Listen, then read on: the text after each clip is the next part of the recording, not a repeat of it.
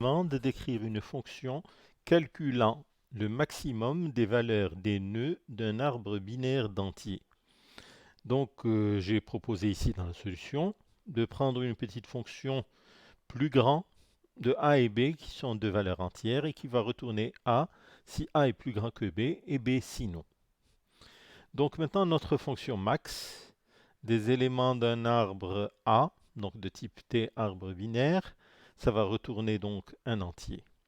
Alors je vais supposer, nécessité oblige, de considérer que mon arbre est composé d'entiers non négatifs, c'est-à-dire positifs ou nuls.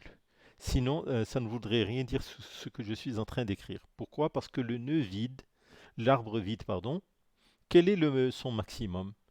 Parce qu'il faut prendre en compte l'arbre vide. Il faudrait retourner quelque chose parce que la récursivité va descendre jusqu'à atteindre une valeur nulle d'adresse, c'est-à-dire un arbre vide. Dans ce cas de figure, si je considère que les valeurs contenues dans les nœuds sont positives ou nulles, donc forcément le moins 1 n'existe pas. Et si nous avons moins 1 en retour, on comprendra que notre arbre était vide. Donc si A est nul, on retourne moins 1. Sinon, on va prendre la plus grande des informations entre trois choses. Entre le nœud racine du sous-arbre et le plus grand, donc ça sera PG, c'est plus grand, entre deux valeurs, pardon. Entre info de A, c'est-à-dire le nœud racine, et le plus grand des deux maximums. Le maximum des éléments du fils gauche et le maximum des éléments du fils droit. Supposez que vous avez dans un arbre, style arbre binaire de recherche, ou bien voilà. Donc j'ai cet arbre. Ici, quel est le maximum de cet arbre? C'est le maximum entre 4 et le maximum de ce sous-arbre et le maximum de ce sous-arbre. Alors le maximum de ce sous-arbre, c'est le maximum entre 2. Ici, c'est un moins 1 et ici, c'est un 3. Entre 2, moins 1 et 3, quelle est la plus grande valeur? C'est 3. Donc ce sous-arbre, sa plus grosse valeur, c'est 3. Le sous-arbre qui est par là, il n'a pas de fils gauche, il n'a pas de fils droit. C'est-à-dire que c'est moins 1 pour ces deux. Quelle est la plus grande valeur entre 1, moins 1 et moins 1? C'est 1. Maintenant, ici, on avait 3. Ici, nous avons 1. Et ici, nous avons 4. Quelle est la plus grande valeur entre 4, 3 et 1? C'est 4. Et le maximum, ça sera donc 4. Donc cet exercice est assez banal. Maintenant, en fait, ils sont tous banals, ils se ressemblent tous. Voilà. Voilà un exercice qui est légèrement différent. On nous demande de décrire une fonction qui compare deux arbres binaires. C'est-à-dire la fonction renvoie vrai si et seulement si les deux arbres binaires ont la même structure d'arbre et qu'ils portent les mêmes valeurs aux nœuds qui correspondent. C'est-à-dire si j'ai un arbre, par exemple, qui a une racine et un fils gauche. L'autre arbre avec lequel je compare, il doit avoir une racine et un fils gauche. Sinon, il n'y aura pas de correspondance. Ensuite, il faudrait que la racine du premier ait la même valeur, c'est-à-dire la valeur contenue dans le nœud de la racine du premier arbre doit être la même que la valeur contenue dans le nœud racine du second. Même chose pour le fils gauche de cette racine, il a une certaine valeur, le fils droit, il a une certaine, le fils gauche du second arbre a une certaine valeur, et les deux valeurs doivent être identiques. Autrement dit, si on avait des schémas bien faits, en superposant les deux arbres, nous aurions une superposition parfaite. Donc pour avoir ça, si le premier est vide, le second doit être vide. Et dans ce cas de figure, effectivement, les arbres sont les mêmes puisqu'ils sont tous les deux vides.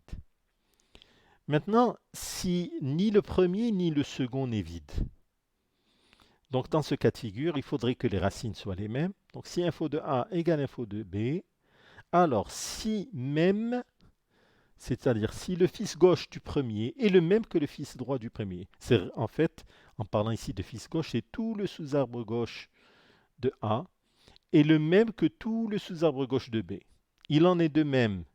Donc il faudrait que le fils droit, le sous-arbre droit de A, soit le même que le sous-arbre droit de B. Dans ce cas de figure, si les sous-arbres gauche sont identiques, les sous-arbres droits sont identiques, pardon, et les racines sont égales, alors même reçoit true. Si une de ces conditions n'est pas vérifiée, alors les arbres ne sont pas les mêmes, même reçoit false. Il en est de même ici maintenant. Si les feuilles ne sont pas les mêmes, c'est pas la peine d'aller chercher dans les sous-arbres. Donc si les feuilles sont différentes, les racines, si les racines sont différentes, donc les arbres ne sont pas les mêmes. Ibidem ici. Donc on a vu si A égale nul et B égale nul. Sinon, si A est différent de nul et B est différent de nul.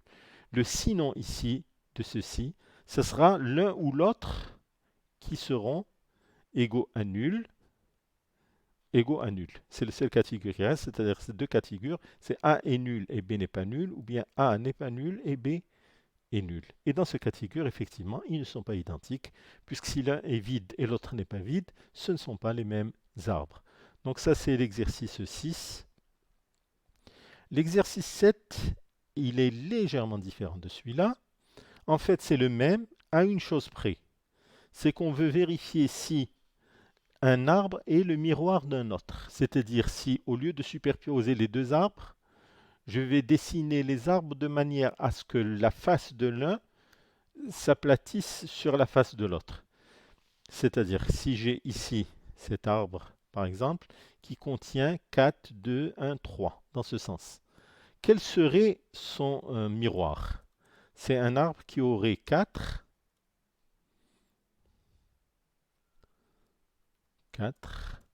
1 au lieu de 2 et 2 au lieu de 1.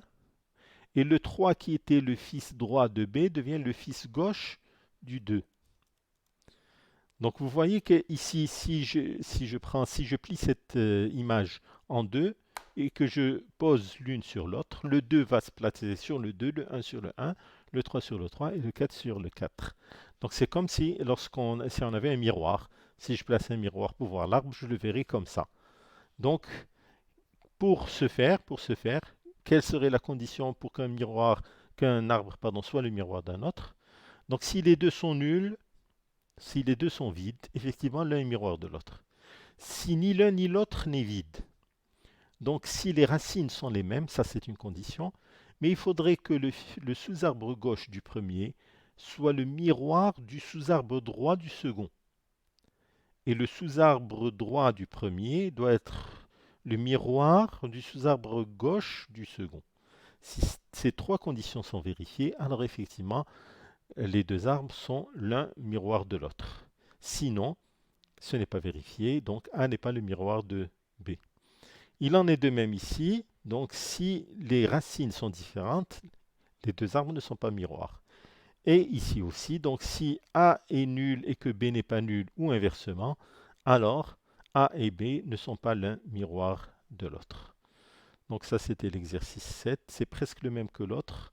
Donc quand il s'agissait de chercher un arbre qui soit le même que l'autre, il fallait que le fils gauche soit le même que le fils gauche de l'autre. Maintenant, pour voir le miroir, il faudrait que le sous-arbre gauche du premier soit le même que le sous-arbre droit du second, etc. Et ça, donc ça s'inverse à chaque phase de la descente récursive. Nous avons encore la fonction ici qui calcule la profondeur. Bon, je vais la reprendre dans un tout petit moment.